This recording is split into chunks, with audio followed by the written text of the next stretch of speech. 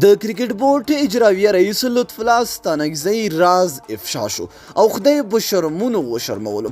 دا چې کوم راز افشا شو هر سره په همدغه ویډیو کې وګورئ ګرانو مینوالو. السلام علیکم. د افغانستان کرکټ بورډ د اجراییه رئیس لطف الله ستانکزی هغه راز افشا شو چې نوموړی 15 ځلې د کرکټ بورډ په ټیکټ باندې رسمي دوبۍ ته تللی، خو په دوبۍ کې له میدان بهر ته نه دی پرېښودل شوی او بیرته په شخصي ټیکټ باندې افغانستان ته راغلی. د افغانستان کرکټ بورډ یوې سرچینې د نوم نه ښودلو په شرط د خپلواک ویب پاڼې ته وویل چې د کرکټ بورډ اجراییه رئیس لطف الله ستانکزی دوبۍ ته نشي تللی ځکه هلته پرې د ورتګ بندیز لګېدلی. دغه سرچینه وایي چې د کرکټ نړیوالې شورا یا ICC اجراییه غونډې په دوبۍ کې ترسره کیږي او لطف الله ستانکزی چې 15 ځلې د دغه غونډې په نوم دوبۍ ته تللی دی بیرته به همغه ورځ هیواد ته راستون شوی دی، خو په ځان یې څوک نه دي خبر کړي.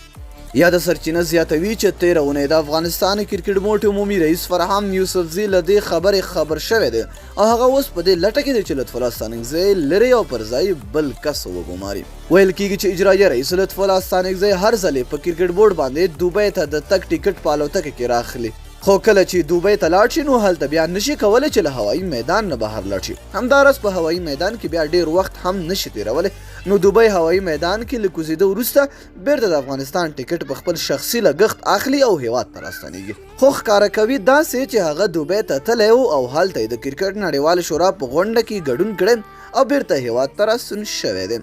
ځکه ویل کېږي چې څو ورځې په کور کې تیروي او له هغه وروسته کرکټ بورډ ته ځي. نو ډېره زیاته مینه او مننه چې ویډیو مو راسره ولیدله.